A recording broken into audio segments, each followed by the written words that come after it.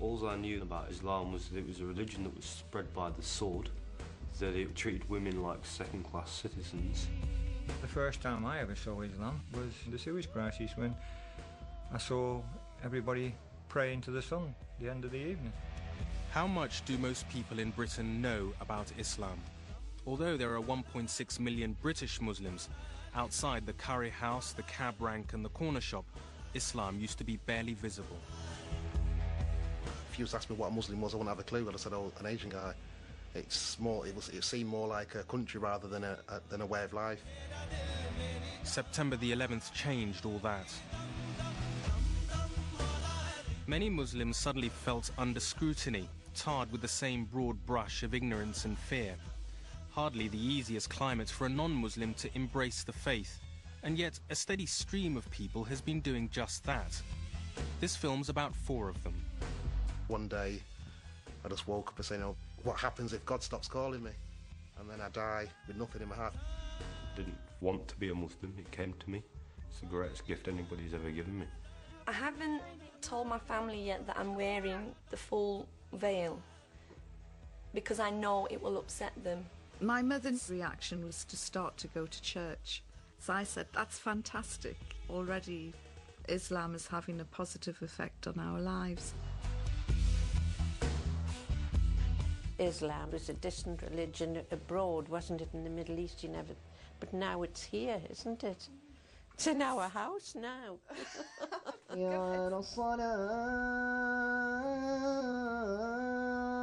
It's Islamic Awareness Week at Bristol University, and a mixture of the faithful and the curious is gathering to hear a talk by the Star Turn, former Fleet Street reporter Yvonne Ridley.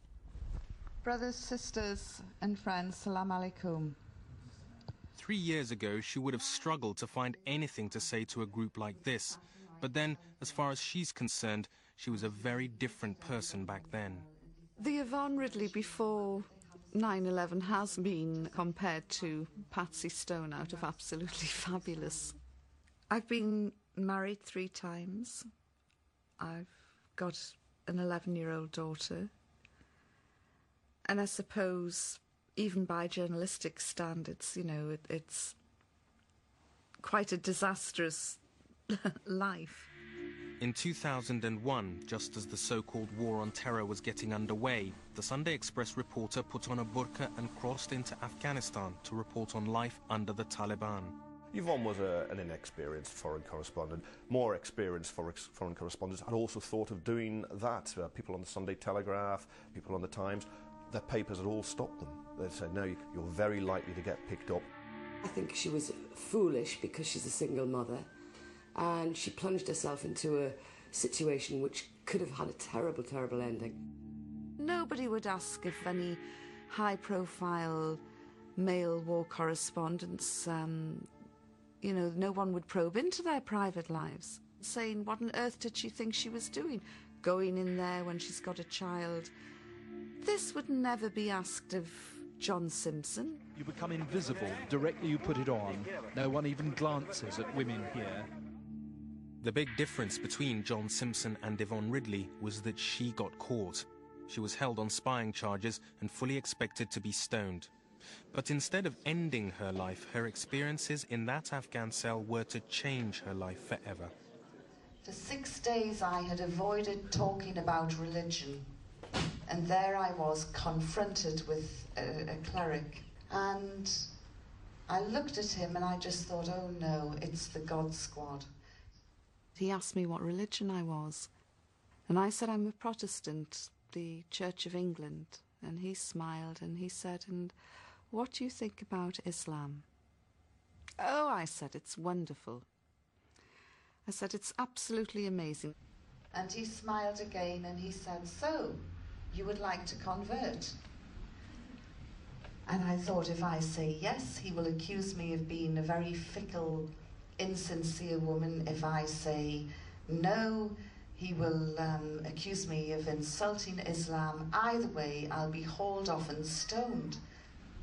And I thought about it, and I looked at him and said, you know, thank you very much for your kind offer, but I can't possibly make such a life-changing decision while I'm in prison. However, if you let me go, I will read the Quran and I will study Islam when I return to London. You know, that is my promise. 4 days later, despite the fact that the coalition had started bombing Kabul, the Taliban took Yvonne to the Pakistan border and released her unharmed. I'm fine. I'm fine. It's good to be here. Thank you. After all the fuss died down, I started reflecting on the visit that I'd had from the cleric. And I thought, well, they've kept their word and now I should keep mine. And I started to read the Quran. And I went through all the women's issues because I had to find out what is in this book that promotes the subjugation and oppression of women. And there's nothing in there. Far from saying women should be oppressed, it says quite clearly that women are equal in spirituality, worth and education. And furthermore, we're praised for our child-rearing and childbirth capabilities. So in my book, that means that women are probably the deluxe model of the human being. Nobody's smiling over here, right? I then looked at property and inheritance laws, things that have just come into the gift of Western women in the last 100 years. And, you know, it's all there. It's like a Magna Carta for women. I wanted to go running back to Afghanistan and say to my captors, hey guys, what have you been reading? You know, because did you know? And I remember complaining about it once, and this Muslim woman said, Yvonne, Islam is perfect. Unfortunately, the people who practice it aren't. And I thought, yes, she's right. Anyway, I'm very, very happy to tell you that I did take my Shahada on June the 30th last year. And I have now joined what I consider to be the biggest family in the world. Just makes me so proud to stand before you today and say I am a Muslim. Thank you.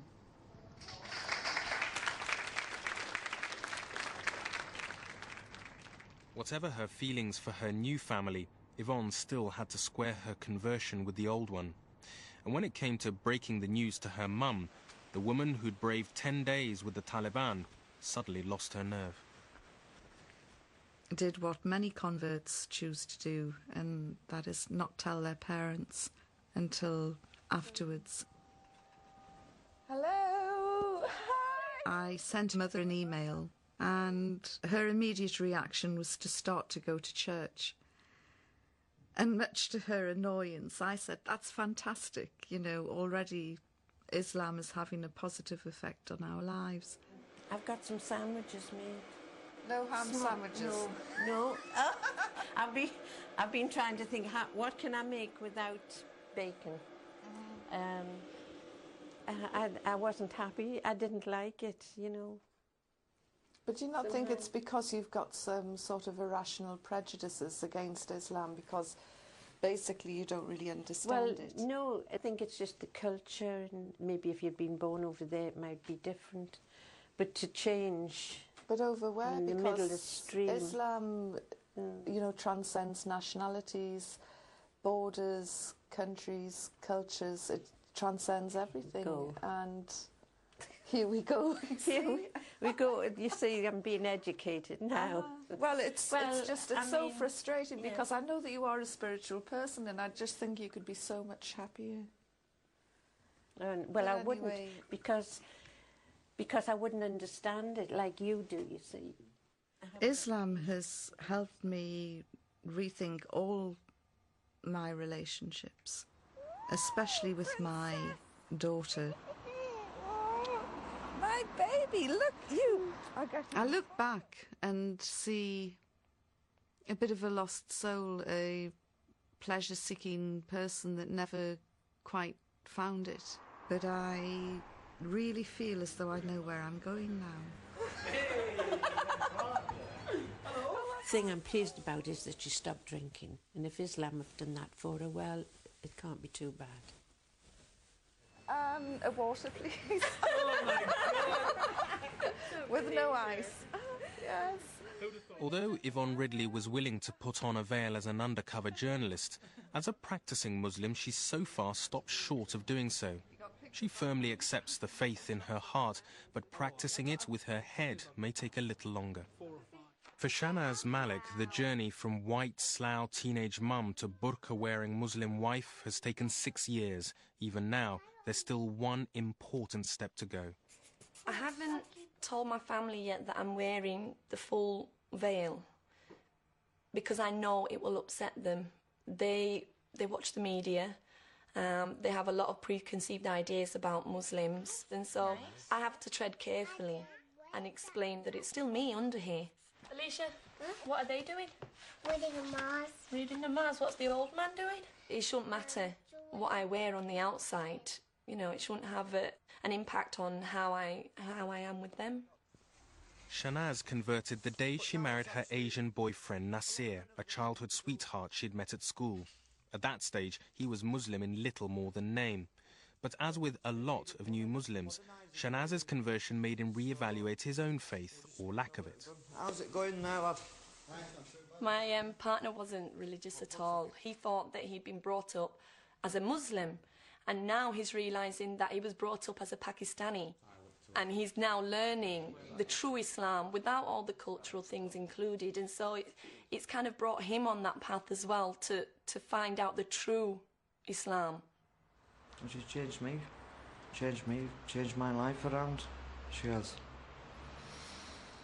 I've no choice. No choice. From a normal Western boy to a newborn Muslim, I'd say. And it's all down to my wife. Having found his faith, Naz decided at the end of last year to make an Umrah pilgrimage to Mecca. But when he came back in January, he found that Shanaz had been on a spiritual journey of her own. The more and more I had learned about Islam, I realised that I really should be wearing the veil. So I took the chance when my husband went to Umrah to put the veil on, because when he came back, he had that Islamic knowledge and he knew that it was the right thing to do, and it's still here. So I really enjoy, I love wearing it. I know that I'm doing the right thing, and it's a progression in my faith, and it did feel wonderful being able to walk out and know that I've got that little bit closer to being the person that I want to be. It was a shock. It was. Ninjas, we call them. But it's her own doing. It's what she feels comfortable in. And I don't mind. The Quran says that we should dress modestly, and it's in our benefit to cover our beauty from strangers. I can wear what I want, you know, in the privacy of my own home. I can dress as I please. It's when I'm in front of men that are not my blood relatives and strangers outside. And amongst the sisters, when you're wearing the burqa, nobody can judge you. You are all equal. No one can judge you on the hair you have, the clothes you wear. Nobody is superior to another person, no matter how much money or anything that they have. You are a Muslim sister, and that is all that matters. The wonderful thing about Islam is the equality. So it's not purely for the ladies or the rules. Men are a lot more attracted to ladies on appearance than ladies are to men. And so my husband, he covers what he has to cover. He covers his body. It boggles me why people think that we're oppressed because we choose to do this, when, you know, they have certain ways in society that they have to live by. They feel that they have to dress a certain way and that they have to conform to fashion and society. So if they think we're oppressed, they're just as oppressed as they think we are.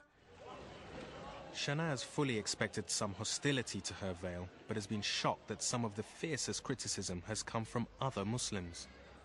Even my husband's sister says to me, you don't need to go down that road, you're getting too extreme.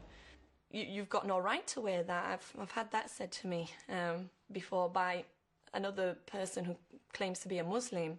I think it's because they know they're supposed to be wearing it and they're not, and all of a sudden there's an English girl wearing it, and it's making them feel, oh, you know, who's she to wear it? You know, it kind of puts their nose out of joint. I know how to do this part now. Shanaz insists on her right to wear and believe what she chooses. But as a parent, how much freedom is she willing to allow her own children? I know how to put it. I'd never dream of forcing them to wear the scarf because Islam is, you know, against that. And they wouldn't be wearing it for the right reasons if it was purely because their mother told them to. But if I'm able to teach them properly, then they'll know that that is what they should be doing and they'll want to do it themselves. You like wearing your scarf, Alicia? Yeah. Why? Because I look like a Muslim girl. You look like a Muslim girl? Yeah. Is that good? Yeah. And sometimes I play with your action man because I want to be a boy. It's a misconception. Islam is about that freedom. You're not forced to do anything. I'm not going to tell them that it's right what they're doing if they choose to follow another religion, because I believe that my religion is right. It might upset me, but I will always be there for them. I will always support them. Shanaz's children will all be educated at an Islamic school, and at the first opportunity, the family hopes to emigrate to a Muslim country. To Shanaz, these are positive steps, but to non-Muslim family members, that level of total immersion can cause worry or hurt. Take John Standing. He now has a new name, Jamaluddin, but to his family he'll always be just John.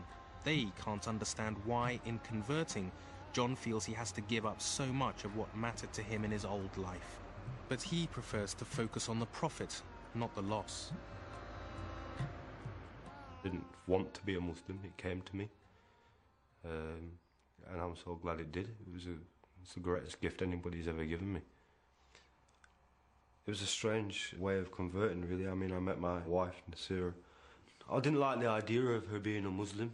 All I knew about Islam was that it was a religion that was spread by the sword. That it was a religion created by man for man. That it treated women like second-class citizens. So I had all these misconceptions about Islam. When John first started going out with Nasira, he was very much in love with her, well, they was with each other. I didn't think for a minute it would lead to him converting. I'd lived a life where I didn't believe in Allah, I didn't believe in God, I didn't believe in a spirit. I was convinced, as I was brought up, that there is nothing after this life. Once you die, that is it. I tried to steer away from her, but she was very firm in her beliefs. And I felt that I had to understand why. And once I started to understand more about the religion, I started to read the Quran. And when it was reading the Quran, which would change my life more than anything. It's not something I would have encouraged him to do, but it's something he wants to do. And if this is giving him peace, then let him do it. I am concerned that anyone that turns to a religion so quickly and pursues it as vigorously as he has are brainwashed. This is my opinion. I think they get brainwashed in a way. My father, all he knows about Islam is what he reads in the media. Pick up a newspaper, you don't hear a good story about a Muslim, you know, a Muslim's done this wonderful thing, or Muslims given to charity, or all you hear is this person strapped a load of Semtex to their body and blown themselves up. It's like saying that every single Irish person was in the IRA. It's not like that at all. Allahu Akbar. My son knows that should he be a part of harming anybody, I would disown him. And so would the rest of the family. They'd disown him completely. But I don't think there's a chance on this earth that my son could do anything like that. In fact, I'd stake my life on it. Allahu Akbar. Before his conversion, John dreamed of being a rock star, but not now. Inland Revenue, John speaking, how may I help? Okay. Despite studying music for 3 years, he got rid of all his instruments and recording equipment in case his music was out of tune with his religion. I loved writing music. I'll not deny that. But it's a big argument within Islam about whether music using stringed instruments is halal or haram, allowed or forbidden. So some people say it's haram. Some people it's definitely, it's all right. You can do it. So within Islam, if it's doubtful, you avoid it. I can't come to terms with the fact that somebody would spend 3 years devoting himself to music and all of a sudden that's gone by the wayside. And I think that's a total waste.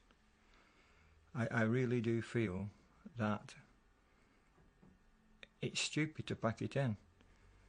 This is how strong he thinks about his religion. If his religion says that's what he has to do, then John will do it.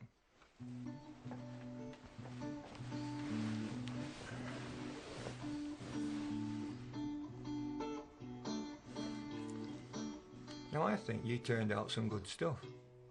You tell me why, because of this religion, you've changed from your music. You now dress like this, which I can't understand, for the simple reason I know that your brother-in-law goes to the mosque in jeans and whatever. But that's his choice, my choice. But you've chosen to go the whole hog. Because that is my choice to do so. I don't feel ashamed of myself walking down the street. I'm not saying you should feel ashamed. I'm just saying it's not the sort of thing that I would have expected you to wear. I probably never expected it to wear. I never expected myself to be a Muslim. Do you feel comfortable like this? I feel more than comfortable. I feel more than relaxed. Really?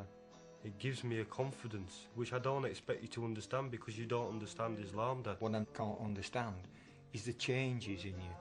Do you not think that they're positive changes, though? Oh, I think they're very good. What I don't like is hearing you talking about you'd like to go and live abroad. If I choose to go and live in a Muslim country where there is other Muslims, where I can bring up my child as a Muslim, John, away from the drink and the alcohol and the illicit sex, we've talked about this many John, times. By the time your child grows up, it will be a Muslim country. Well, we don't know that, do we? All I'm saying is, be like you've always been, be a good son, obey the laws of the land, and look after your family.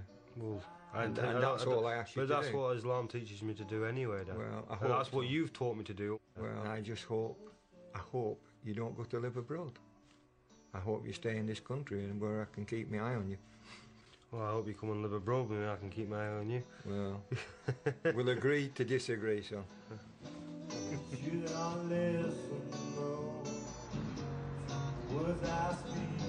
John hasn't found it possible to be both a good Muslim and a musician. But how much does Islam really demand that converts give up?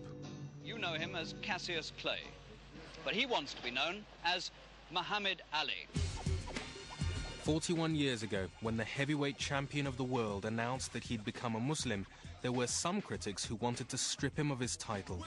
But did anyone even ask whether a Muslim is allowed to box? Some scholars say that you're not allowed to hit in the face of a Muslim or a non-Muslim because it's God's creation and man is created in the best of forms, so it's not really good to be going bashing people in the faces. Akil Burton took up boxing 20 years ago at the age of 14 and for 7 years was a professional fighter. But that was before he converted to Islam. Back then, he was still known by the rather unlikely film star name he was given by his Jamaican Christian parents, Richard Burton. We were sent to church on Sundays and we used to go there for Easter and Christmas and all the other special occasions. And I can remember not really feeling any sort of affiliation to it. We didn't sort of feel that it was talking about us. I mean, a lot of the time you go into churches and you'd see like pictures of Jesus and Mary and all these disciples and everyone was white, and you think, well, a bit of a swizz that. Some people say that the Bible condoned slavery. How can that be right? If God's going to send a religion, he's going to send something which is for everybody. If Akil saw Christianity as a white man's religion, then Islam seemed no less exclusive. Growing up in Manchester, the only Muslims he knew were Asians. If you was to ask me what a Muslim was, I wouldn't have a clue. I'd have said, oh, an Asian guy.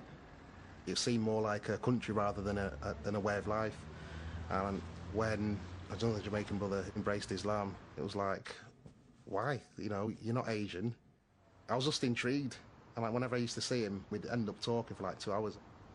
Every time I had a question for him, he had an answer. Whereas I suppose before, in the Christian days, I'd sometimes ask questions and I wouldn't get an answer.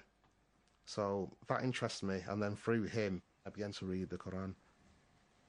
The first thing that struck me is that it was very similar to the Bible. It talks about Moses, Abraham, Job. A lot of the verses in the Quran ask you to reflect on your own existence. Look at the tree, look at the birds, look at your own creation, how amazing your own body is. And that in itself is sufficient for you to say, well, I'm something special and something special has created me. The more I read it, the more clear it became that the Quran was the word of God, without doubt. And that this is what I had to follow. I knew that in my heart. So one day I just woke up and said, oh, this is it. What happens if God stops calling me? Akil converted 2 years ago, but he'd been thinking about it for at least 6 years before that. He knew Islam was going to demand a change in his whole lifestyle. I was still fighting internally with myself to give up the things which I'd been used to. So giving up the going out, giving up the chasing the women, giving up the drinking, giving up the smoking, giving up the partying, giving up the what I'd call immoral lifestyle now. Okay, the women is probably the most difficult one. But when you convert to Islam, every sin that you've ever committed in life is forgiven. So do I want to start off by committing more sin? No. The view that people have of Muslims is the different dress and the different names and different this, different that. You don't have to make them changes. That's just me. It's a reminder for me to watch myself and to try and implement the good things in my life and to portray the true image of Islam. Akil had quit professional fighting before his conversion, but continued to train and was on the verge of a comeback when the death of another young boxer made him think again. I was very good friends with this guy who was in this gym, and he developed a brain tumour and over a year or so passed away, and I suppose that got me to think, well, about my own mortality, my own life. And in the Quran it tells you that you should reflect on death, because it's going to happen to all of us, and when you reflect on death you're more likely to do better things in your life. We need more properties. All right, well, I'll have a chat with our lettings department. So instead of a comeback, Akil devotes his energies to helping young homeless people get off the ropes. But he still trains, and he finds the discipline of boxing goes hand in glove with his new religion. In boxing, you've got to submit yourself to a way of life. You're not going out, you're not going party, you're not drinking, you're not smoking. You've got to put the right food in your body, and you've got to train yourself. So you've got to sort of lock yourself away from society to an extent and get yourself mentally and physically prepared. I suppose, for me, Islam is the same in that Islam, you do all the hard work, you do all the remember, you do all the learning, and you try and implement all these things into your life, which in the long run are going to benefit you. There are many types of convert. Some can't wait to cast off all trace of their old selves. But there are also those who see Islam as an enrichment of their former life, not a rejection of it. At a time when many predict a clash of civilizations, converts who manage to reconcile Muslim beliefs with Western culture may yet prove to be a vital bridge between the two. No, I don't think I've rejected my culture, I don't think I've rejected my society. I've just rejected that which I don't think is beneficial to me. It's still me under here. I'm still their daughter, I'm still their sister. I still chill with the boys, still watch the football. It's just that I don't smoke now, I don't drink, and I don't go chasing women, and I try and spend more time in contemplation of my life, really.